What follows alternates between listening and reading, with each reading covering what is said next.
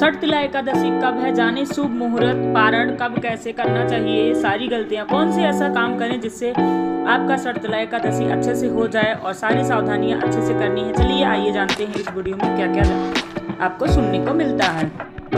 Radhe Radhe friend, welcome है आप सभी का अपने यूट्यूब चैनल में। कैसे हैं आप सब लोग? आई होप आप लोग हमेशा की तरह बहुत अच्छे होंगे। तो हमेशा की तरह मैं आप लोगों के लिए एक बहुत ही अच्छी वीडियो लेके आई हूँ जो आप लोगों के लिए बहुत ही काम आने वाली है। जैसा कि आप लोग जान सकते हैं, हमारी जो एकादशी है महीने में 2 बार आती है। तो इस बार एकादशी हमारी जो महीने की दूसरी एकादशी है, वो एकादशी बहुत ही महत्वपूर्ण है और उसका नाम है षटतिला एकादशी। षटतिला एकादशी हमारा किस दिन है और उसका शुभ मुहूर्त क्या है, उसमें किसकी पूजा की जाती है, कैसे पूजा की जाती है, ये सारी चीजें हम इस वीडियो में बताने वाले हैं। तो देर किस बात की, वीडियो को शुरू करने से पहले मेरे चैनल पर जो न्यू है चैनल को सब्सक्राइब कर लेना, बेल आइकन दबाना तो बिल्कुल मत भूलना। साथ ही साथ अपने दोस्तों के साथ शेयर कर देना ताकि ये सारी जानकारी उन तक भी पहुंचे और वो लोग भी इस चीज को देख पाए। तो चलते हैं, हम आपको बताते हैं कि षटतिला एकादशी किस दिन पड़ रही है, शुभ मुहूर्त उसका क्या है।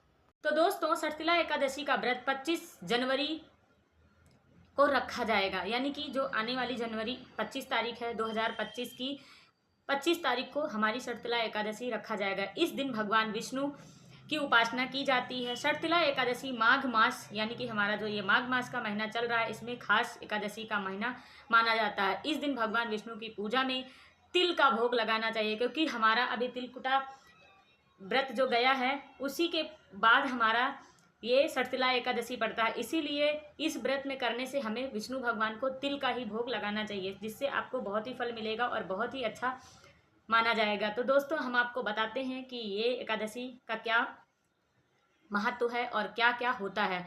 माघ मास जो है हमारा भगवान विष्णु का महीना माना जाता है और एकादशी की तिथि विश्व देवी का तिथि भी होता है। इस दिन श्री हरि की कृपा के साथ सारे देवताओं की कृपा से अद्भुत संयोग केवल षटतिला एकादशी को ही मिलता है। इस दिन दोनों की उपासना से मनोकामनाएं पूरी हो जाती हैं, यानी कि हमें विष्णु भगवान के साथ साथ हमारे जितने भी हमारे देवताएं हैं, इष्ट देवता, उनकी सबकी पूजा की जाती है, जिससे हम आपको बहुत ही फल मिलेगा। इस दिन कुंडली में कोई दुर्योग भी होते हैं वो भी नष्ट किए जा सकते हैं। इस बार षटतिला एकादशी हमारा जो व्रत पड़ रहा है 25 जनवरी यानी शनिवार को रखा जाएगा। तो दोस्तों, हम आपको बता दें कि हमारा षटतिला एकादशी का शुभ मुहूर्त क्या है। आपको डेट पता चल गई है, यानी कि हमारा षटतिला एकादशी 25 तारीख को पड़ने वाली है। अब हम आपको बताएंगे शुभ मुहूर्त हमारे षटतिला एकादशी का क्या है। माघ मास के कृष्ण पक्ष की एकादशी का तिथि जो है, षटतिला एकादशी का जो हमारी तिथि का व्रत रखा जाएगा, वो हमारा 24 जनवरी को शाम 7:25 पे शुरू हो जाएगा और 25 तारीख को 8:31 पे यह व्रत समाप्त हो जाएगा। षटतिला एकादशी का पारण जो है हमारा 26 जनवरी को सुबह 7:12 पे हमें कर लेना है, 9:21 तक ही होगा। हमारा जो पारण होता है उसको शुभ मुहूर्त में करना बहुत ही जरूरी होता है, इसीलिए 26 तारीख को आपको 7 बजे से लेकर आपको 9 बजे के अंदर अपना पारण कर लेना है। अब हम आपको बताएंगे षटतिला एकादशी का विधि क्या है, कैसे उसकी पूजा की जाती है। तो हम बता रहे हैं आपको, षटतिला एकादशी के दिन हमें उस दिन प्रातः उठना है और भगवान विष्णु की पूजा करनी है। इस दिन भर आपको व्रत रखना है। बाद में रात को विष्णु भगवान की आराधना करके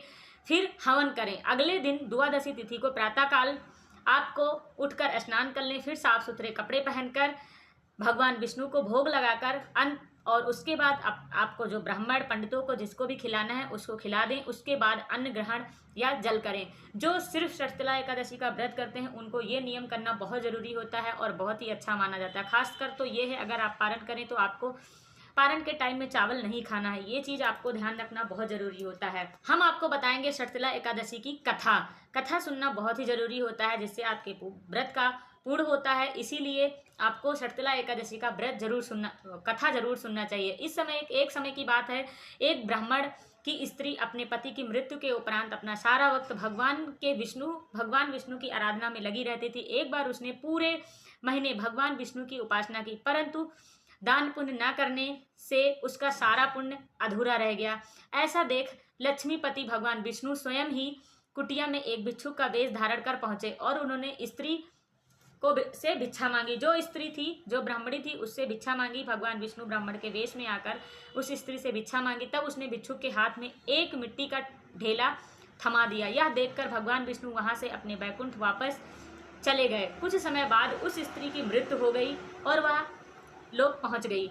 तो अपनी तो जो स्त्री थी अपनी कुटिया के खाली देखकर घबराकर भगवान विष्णु के पास पहुंची। उन्होंने उनसे कहने लगी कि हे प्रभु, मैंने पूरा जीवन आपकी पूजा और उपासना में बिताई है, फिर भी मुझे खाली कुटिया क्यों मिली। तब भगवान विष्णु ने उसे अन्नदान न करने और उसके हाथ पर मिट्टी का ढेला देने की बात बताई और कहा कि जब देव कन्या तुमसे मिलने आए तो तुम तभी उसी समय अपना द्वार खोलना, जब वह तुमने षटतिला एकादशी का व्रत की विधि बताएं।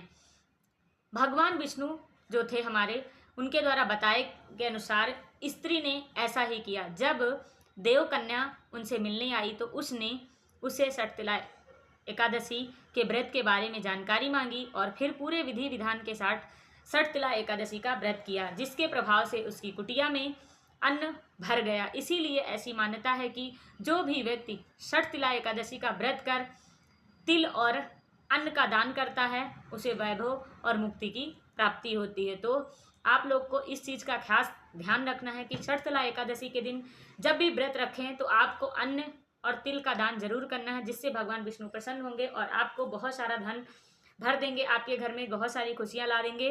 तो दोस्तों, तो अब हम आपको इसका महत्व बता देते हैं, यानी कि छोटे शब्दों में कहा जाए तो कथा के साथ साथ हम आपको महत्व भी बताएंगे कि उसका महत्व क्या है। षटतिला एकादशी जो है भगवान विष्णु का प्रिय एकादशी तिथियों में मानी गई है और इसका व्रत रखने में सभी मनोकामनाएं पूर्ण होती हैं और घर में सुख समृद्धि आती है। इस व्रत को करने से आपके घर की जो दरिद्रता होती है और दुख जो रहते हैं उससे मुक्ति मिलती है। यहाँ तक कि अगर आप व्रत नहीं कर सकते हैं तो सिर्फ कथा सुनने से ही आपके जो व्रत होते हैं वो बहुत सारे व्रत और यज्ञ के बराबर पुण्य मिलता है, क्योंकि अगर आपने पूरी कथा सुन ली है सच्चे मन से तो आपके व्रत के बराबर ही होता है। यह व्रत वाचिक, मानसिक और शारीरिक तीनों तरह के पापों से मुक्ति दिलाता है। इस व्रत का फल कन्यादान, हजारों सालों की तपस्या और यज्ञों के बराबर माना जाता है। तो दोस्तों, ये रही हमारी षटतिला एकादशी की कुछ छोटी सी जानकारी। आपको जानकारी कैसी लगी कमेंट बॉक्स में जरूर बताना और कमेंट में जय विष्णु भगवान लिखना बिल्कुल मत भूलना। मिलते हैं आपको नेक्स्ट वीडियो में कोई अच्छी सी जानकारी के साथ। तब तक के लिए सभी को जय श्री कृष्णा। अपना ख्याल रखना, अपने फैमिली दोस्तों का ख्याल रखना,